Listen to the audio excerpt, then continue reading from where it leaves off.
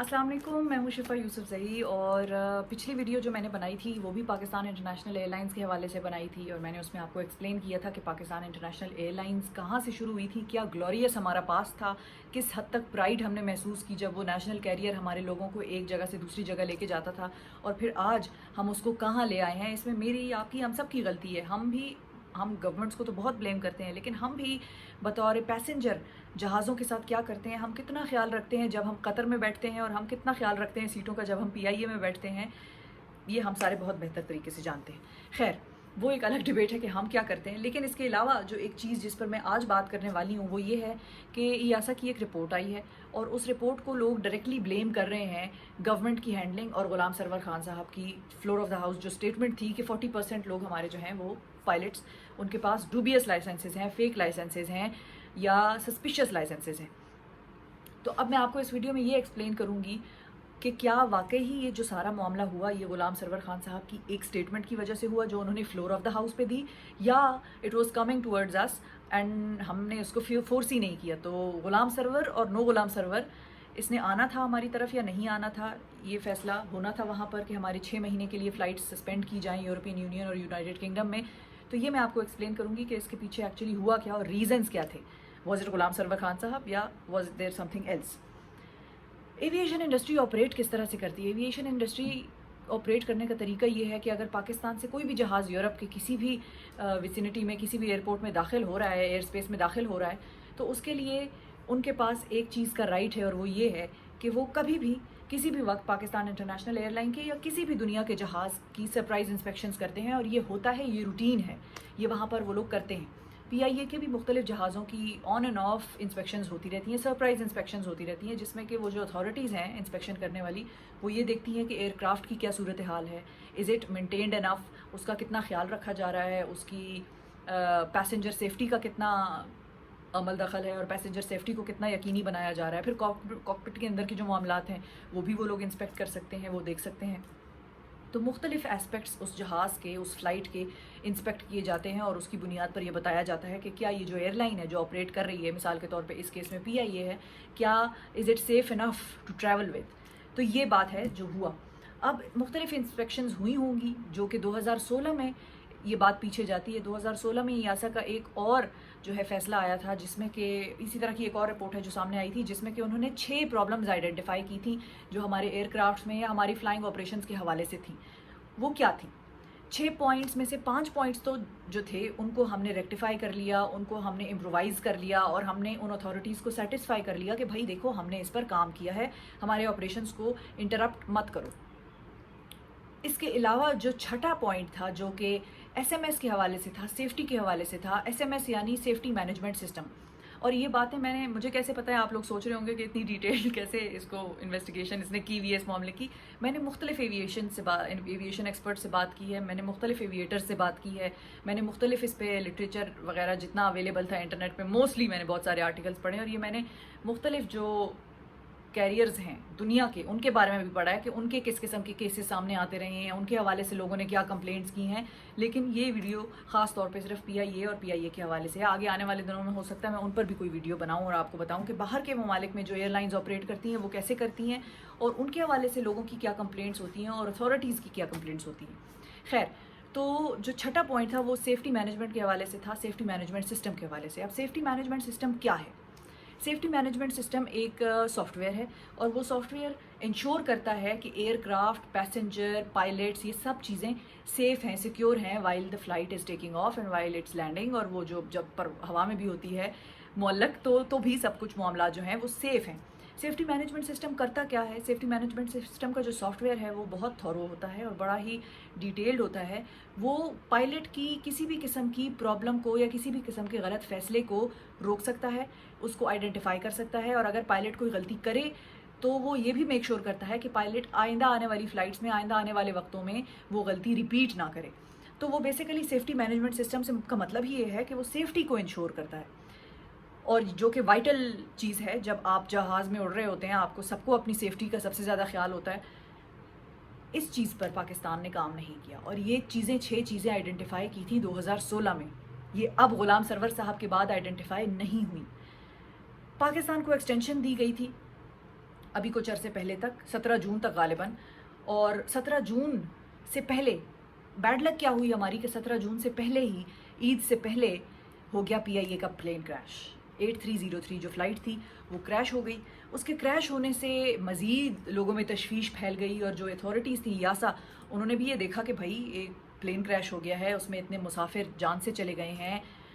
جو بچے ہیں انہوں نے کیا بتایا ہے کہ پائلٹ نے ایک مرتبہ جہاز کو زمین پہ لگایا، اس نے اپنے انجنز کے اوپر جو ہے وہ لینڈنگ کی، اور پھر اس نے نیچے سے دوبارہ اس کو اڑا کر اوپر لے گیا، جو کہ بڑا غلط ڈیسیجن تھا. اور ظاہر جتنے بھی ذی شعور لوگ ہیں، جتنے بھی لوگ سن رہے ہیں، دیکھ رہے ہیں، وہ سب اس چیز سے اگری کرتے ہیں کہ اگر ایک مرتبہ آپ ہوا سے زمین پر لگ گئے ہیں، آپ آ گئے ہیں، تو پھر آپ کو اڑانا نہیں چاہیے تھا، کیونکہ آپ نے ایک مرتبہ سیفلی لینڈ کر لیا تھا. اب چاہے اس کے انجن تباہ ہوتے، اس میں آگ لگتی، جو بھی ہوتا، شاید جانیں مزید بچ سکتی تھی. تو یہ خیر، لیکن یہ تجزیہ کرنا بھی بڑا آسان ہے یہاں پر بیٹھ کر. It is easier said than done. جو شخص وہاں پر ہوگا اور جس نے اس کو اڑایا، یا جو اس وقت کاکپٹ میں کیپٹن تھا، پائلٹ ہمارا، اس پر بیس کرتا ہے کہ اس نے کیا سوچا اور اس نے دوبارہ اس کو اڑایا، کیا ڈیسیجن تھا ان کا. خیر اینی وے، تو یہ کریش ہو گیا. تو 2000، اب آپ ایونٹس کو دیکھیں، 2016 میں ہمیں یہ رپورٹ دی گئی کہ 6 آپ کے فلاز ہیں اور اس کو آپ نے آئیڈینٹیفائی کرنا ہے، جس میں سے ہم نے 5 کو کریکٹ کر دیا اور 6ٹھا ہم سے رہ گیا، اور ہم نے 6ٹھے پر کوئی خاص دھیان نہیں دیا. اس کے بعد یہ پلین کریش ہو گیا، اور پلین کریش کے بعد غلام سرور صاحب کی یہ اسٹیٹمنٹ آ گئی کہ ہمارے پاس تو جو پائلٹس ہیں اس میں 40% لوگ جو ہیں پائلٹس ہمارے، ان کے پاس ڈوبیس لائسنسز ہیں، یا فیک لائسنسز ہیں، یا سسپیشس لائسنسز ہیں. اب وہ ایک الگ ڈبیٹ ہے کہ لائسنسز کیا ہیں ایکچولی، تو وہ بھی میں آپ کو تھوڑا سا ایکسپلین کروں گی. اس معاملے میں سول ایویشن اتھارٹی کا بھی بڑا اہم کردار تھا کہ جب ان کو پتہ تھا کہ یاسا نے 2016 میں یہ 6 فلاز آئیڈینٹیفائی کیے ہیں، یہ 6 ایریاز آئیڈینٹیفائی کیے ہیں کہ جن پر ہمیں کام کرنا تھا، تو ان میں سے اس 6ٹھے سب سے وائٹل پوائنٹ پر کام کیوں نہیں ہوا؟ انہوں نے کیوں نہیں ہمارے پائلٹس کو ریگولیٹ کیا؟ انہوں نے کیوں نہیں ہمارے پروسیجرل ایررز کو ریکٹیفائی کرنے کی کوشش کی؟ کیوں نہیں سول ایویشن اتھارٹی کے ابھی تک 2 سال میں گورنمنٹ کے آنے کے بعد ڈی جی لگ سکے؟ یہ ایک اور بڑا سوال ہے کہ جو جواب کا طلبگار ہے یقیناً. اچھا، اس کے علاوہ ایک اور چیز ہوئی. اب میں کیوں کہتی ہوں کہ غلام سرور خان صاحب کی سٹیٹمنٹ سے پہلے ہی ہماری طرف یہ فیصلہ یورپین یونین اور یونائٹڈ کنگڈم کا آ رہا تھا؟ اس کی وجہ یہ ہے کہ جب 2016 سے وہ ہمارے پیچھے پڑے ہوئے ہیں، وہ ہیمر کر رہے ہیں کہ بھئی آپ نے یہ کام کرنا ہے اور آپ نہیں کر رہے، تو ایک چیز تو یہ ہے کہ انہوں نے ہماری سستی دیکھ لی. پھر دوسری چیز یہ ہے کہ جب کریش ہوا، کریش کی انویسٹیگیشن کرنے کے لیے انٹرنیشنل لوگ آئے، باہر کی اتھارٹیز سے لوگ آئے، انہوں نے اس پلین کریش کو انویسٹیگیٹ کیا، انہوں نے ڈھونڈنے کی کوشش کی کہ غلطی کہاں تھی، فلا کہاں تھا. کیا وہ ایئر ٹریفک کنٹرولر کا پرابلم تھا، جس نے اپنے آپ کو اسرٹ نہیں کیا پائلٹ کے اوپر، اور پائلٹ کو وہ یہ نہیں سمجھا سکا کہ بھائی تم ایک مرتبہ زمین پہ آ گئے ہو تو آپ دوبارہ مت اڑو؟ یا وہ پائلٹ کی غلطی تھی، یا کو پائلٹ جو ساتھ تھے ان کی غلطی تھی؟ کیا تھا معاملہ؟ یہ بات جو ہے یہ دیکھنے کی ضرورت ہے. لیکن جو فرانس سے لوگ آئے ہوئے تھے، ظاہر ہے ایئر بس فرانس کا پروڈکٹ ہے. ایئر بس دنیا جو ہے وہ فرانس سے خریدتی ہے. اب ایئر بس کی کوالٹی، ایئر بس کے کوالٹی سٹینڈرڈز، ایئر بس کا quality control as a product, اس کی مارکیٹنگ، یہ ساری چیزیں اگر آپ مائنڈ میں رکھیں تو دیر واز نو وے کہ وہ کمپنی اپنے لوگوں کو یہاں نہ بھیجتی اپنے پروڈکٹ کو سیو گارڈ کرنے کے لیے، یا اس کی ساکھ کو متاثر ہونے سے بچانے کے لیے، کیونکہ دنیا ان سے وہ پروڈکٹ خریدتی ہے. تو جب وہ یہاں پر آئے اور انہوں نے انویسٹیگیشن کی اور ان کو ان سارے معاملات کا بھی پتہ چلا کہ بھائی سول ایویشن اتھارٹی نے تو 2018 دسمبر میں بھی لوگوں کو سسپینڈ کیا تھا، گراؤنڈ کیا تھا، پھر جنوری 2019 میں بھی پی آئی اے نے بہت سارا سٹاف اپنا، پائلٹس جو ہیں وہ گراؤنڈ کیے تھے، کئی پائلٹس.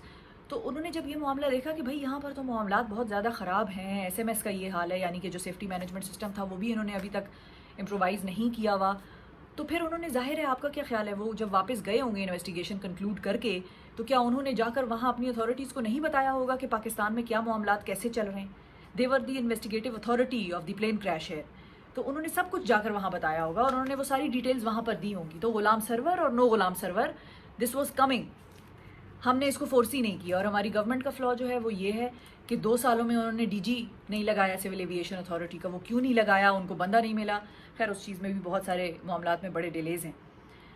سول ایویشن اتھارٹی نے کیا کیا؟ اس سارے معاملے کو دیکھ کر انہوں نے ایکسپلائٹ کیا اپنے آپ کو بچانے کے لیے صرف پی آئی اے کو، پی آئی اے کے پائلٹس کو، پی آئی اے کے عملے کو، پی آئی اے کے سٹاف کو. لیکن انہوں نے ایک چیز جو بڑے کنوینئنٹلی اور بڑے آرام سے اپنی نوکریاں بچانے کے لیے پی آئی اے پر ڈال دی، وہ یہ تھی کہ ہم نے ریگولیٹ نہیں کیا نا بھائی. میڈیا اگر کوئی irresponsible خبر چلا دے اور پیمرا اس پر کوئی ایکشن نہ لے تو غلطی کس کی ہوئی؟ پیمرا کی ہوئی، جو کہ ریگولیٹر ہے، جس نے کہ میڈیا ہاؤسز کو بتایا نہیں کہ بھائی تم نے یہ کیا خبر چلائی، یا میڈیا ہاؤس کی ہوئی؟ There is a regulator for everything for some reason, مطلب there is a regulator for a reason. یہ نہیں ہو سکتا کہ آپ ریگولیٹر کے طور پر بیٹھے ہوئے ہیں، تنخواہیں آپ لے رہے ہیں، مرات آپ لے رہے ہیں، لیکن آپ ریگولیٹ نہیں کر رہے.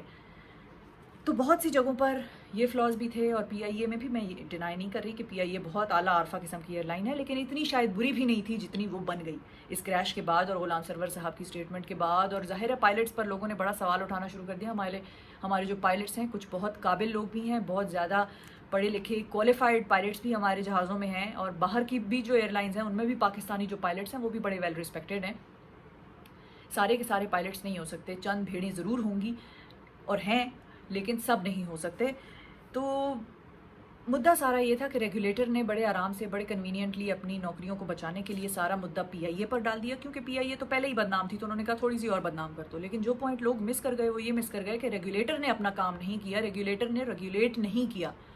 اور غلام سرور ہوتے یا نہ ہوتے، فرینچ اتھارٹیز کے پاس یہ انفارمیشن ساری پہلے پہنچ چکی تھی، کیونکہ انہی کے لوگ آ کر اس کریش کو انویسٹیگیٹ کر گئے تھے. تو ہمارے خبر ہونے سے پہلے ہی ان کو خبر ہو چکی تھی. ہمیں یہ بات پتہ نہیں تھی، لیکن بعد میں ان کو پتہ چل گیا. اور تیسرا اس میں ایک اینگل یہ بھی ہے کہ جب لوگ یہ کہتے ہیں کہ ہماری فلائٹس کو، یہاں پر ایک چیز جو زیادتی ہوئی ہے ہمارے ساتھ وہ یہ ہوئی ہے کہ وین یور ایک طرح سے آپ یہ دکھا رہے ہیں، you're demonstrating yourself to be morally correct, تو آپ اس کے بعد ہماری فلائٹس بند کر رہے ہیں، اور وہ بھی 6 مہینے کے لیے. 6 مہینے تو بہت لمبا ٹائم ہے. گورنمنٹ کو اس حوالے سے اپیل میں جانا چاہیے، گورنمنٹ اپیل کرے کہ یہ بہت زیادہ لمبا ٹائم ہے، اور 3 دن کے لیے جو یہ فلائٹس کھلی ہیں ان کو ریزیوم رہنا چاہیے، اور ہمیں ایک اور ڈیڈ لائن دیں، اور اس کے بعد ہم اس دوران ہم ایس ایم ایس پر کام کریں گے.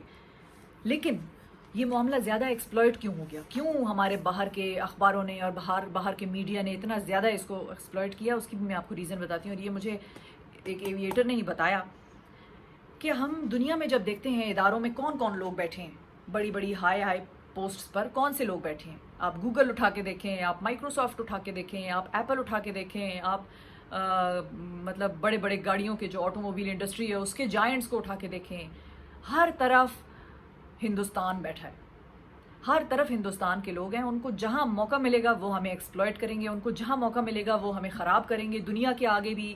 اور تو اس میں یہ چیز بھی ایک اسپیکٹ ہے کہ جس کو ہمیں دیکھنا ہے کہ بھائی کتنے لوگ ہیں جو یاسا میں بیٹھے ہیں ہندوستان کے، اور ہماری اتھارٹیز اب کیا کر رہی ہیں. یہ سوال ہے جو کہ اب اٹھایا جانا چاہیے، لیکن میرا خیال ہے اس پر بتھیری ڈیبیٹ ہو چکی ہے کہ یہ کیا ہوا اور کیسے ہوا اور کیوں ہوا. ہونا تو یہ تھا. بطور پاکستانی مجھے بڑا دکھ ہوتا ہے جب میں یہ بات کرتی ہوں کہ پی آئی اے کو بیچتے ہیں، پی آئی اے کو پرائیویٹائز کرتے ہیں. باقی کسی ادارے سے میری اتنی زیادہ ایموشنل اٹیچمنٹ نہیں ہے، لیکن پی آئی اے سے اس لیے ہے. ایک تو یہ کہ قائد اعظم نے پاکستان بننے سے پہلے پی آئی اے کا خواب دیکھ لیا تھا. جس طرح سے پاکستان کا خواب دیکھا اسی طرح پی آئی اے کا بھی خواب دیکھ لیا تھا کہ ہماری ایک نیشنل ایئر لائن ہوگی جو کہ انٹرنیشنل ہوگی. اس کے علاوہ ایموشنل اٹیچمنٹ اس لیے بھی ہے کہ جب کوئی اور جہاز نہیں ہوا کرتے تھے پاکستان آتے تھے، جب بہت زیادہ ہمارا عروج کا ٹائم تھا، تو پی آئی اے وہ واحد جہاز تھا، وہ واحد ایئر لائن تھی کہ جس پہ پاکستان کا پرچم بنا ہوا ہوتا تھا، اور ہم اس میں بڑا پراؤڈلی بیٹھ کر دوسرے ممالک جایا کرتے تھے، اور لوگ بھی دیکھتے تھے کہ پی آئی اے کی فلائٹ آئی ہے اور یہ پاکستانی اترے ہیں.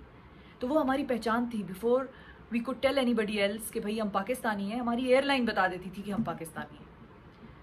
ہم نے بھی اس ایئر لائن کے ساتھ کیا کیا، ہم نے بطور پیسنجرز ان جہازوں کے ساتھ کیا حشر نشر ان کا کرتے ہیں. مجھے بڑی اچھی طرح یاد ہے کہ ابھی کچھ عرصہ پہلے، غالباً 2016 میں 2016 میں سری لنکن جہاز ہم نے لیے تھے پی آئی اے کے لیے، اور خاص فلائٹس شروع کی تھیں جن کو کہ پریمیئر فلائٹس کہتے تھے. پرائم فلائٹس تھیں یا پریمیئر فلائٹس تھیں، اور وہ جاتی تھیں اسلام آباد سے ہیتھرو، لنڈن ہیتھرو جاتی تھی. اور 14 اگست 2016 کو ان فلائٹس کا افتتاح ہوا تھا. پہلی فلائٹ لندن سے آنی تھی ان سری لنکن جہازوں میں، اور وہ ہم نے سری لنکا سے خریدے تھے. اور جو فلائٹ پہلی یہاں پر پہنچی اس فلائٹ میں میں بھی تھی. اس فلائٹ میں جو حشر کیا لوگوں نے جہاز کا، سیٹوں پہ چڑھ رہے ہیں اوپر کھولنے کے لیے جو جس میں سامان رکھا ہوتا ہے، سیٹوں پہ کھڑے ہو رہے ہیں جوتوں کے ساتھ، اور وہ جو آگے وہ پاکٹ بنی ہوتی ہے اس کو کھینچ رہے ہیں، اور بچے پتہ نہیں. آپ اندازہ لگائیں ہم نے اس ایئر لائن کے ساتھ، چلو گورنمنٹس نے بھی بہت کیا، بھرتیاں کی, لوگوں کو گھسایا, اس میں ضرورت نہیں تھی, بہت کچھ کیا, لیکن ہم نے, آپ نے, میں نے کیا کیا ان جہازوں کے ساتھ, اس کا جواب آپ بہت بہتر جانتے ہیں, مجھے دینے کی ضرورت نہیں ہے. تو یہ سارا خیر مدعا تھا, یہ میں نے ایکسپلین کر دیا. میں جذباتی ہو جاؤں گی, لیکن پی آئی اے کو اگر پرائیویٹائز نہیں کرنا تو اس کو ایک ری ویمپنگ کی شدید ضرورت ہے. اور اب یہ ناگزیر ہو چکا ہے, اب اس کے بغیر کوئی چارہ نہیں ہے, گزارا نہیں ہے ہمارا. بہت بڑی یہ گلوبل امبیرسمنٹ ہو گئی ہے, اور یقیناً جب میں یہ کہتی ہوں گلوبل امبیرسمنٹ ہو گئی ہے تو یہ global embarrassment time and again ہم فیس کرتے رہے ہیں, کبھی پائلٹس کی وجہ سے, کبھی کرو کی وجہ سے, کبھی چرسوں کی اسمگلنگ کی وجہ سے, کبھی گولڈ کی اسمگلنگ کی وجہ سے. لیکن وہ جو پولیٹیکل اور اسمگلنگ نیکسس تھا وہ ہمیشہ سے پریویل کرتا رہا ہے. اس کی وجہ یہ ہے کہ اس کو پولیٹیکلی کرپٹ کر دیا گیا ہے ادارے کو. اور جو بات بار بار ہمیں سننے کو ملتی ہے کہ ادارے تباہ کر دیے گئے, ادارے تباہ کر دیے گئے, تو جس نے بھی کیے, جیسے بھی کیے, سب نے ہی کیے. جس کو جیسے جیسے موقع ملا اس نے ویسے ویسے اداروں کو اپنے ذاتی اغراض اور مقاصد کے لیے استعمال کیا. اب اس کے علاوہ کوئی چارہ نہیں ہے کہ پی آئی اے کو ریویمپ کیا جائے. 3 دن کے لیے ہماری فلائٹس کھلی ہیں, اللہ کرے کہ یہ مزید پرابلم سالو ہو جائے. اور لیکن انڈیا نے بھی بڑا ایکسپلائٹ کیا اس سارے معاملے کو, اور یاسا میں بھی بہت سے انڈینز موجود ہوں گے آئی ایم شور. جس نے مجھے بتایا اس نے مجھے کہا کہ وہاں پر بھی انڈینز ہیں, لیکن اس چیز کی میں نے خود ذاتی طور پر تحقیقات نہیں کی ہے کہ وہاں پر کتنے انڈینز موجود ہیں, لیکن آئی ایم شور ہوں گے, کیونکہ دنیا میں ہر ادارے میں انڈینز موجود ہیں. ان کی تو اجارہ داری بنی ہوئی ہے. یہ تو ہماری ایک اور ناکامی اور ایک اور نااہلی ہے کہ ہم اپنے نوجوانوں کو, ہم اپنے یوتھ کو اون پوسٹس پر نہیں بٹھا سکے ابھی تک. اور ہم نے ان کو پیدا کیا اس لیے کہ وہ باپوں کی کمائی کھاتے رہیں, بڑی بڑی گاڑیاں چلاتے رہیں اور کچھ نہ کریں, صرف بیٹھ کر اپنے گھروں میں ڈرائنگ رومز میں کمپلینٹس کریں. Thank you.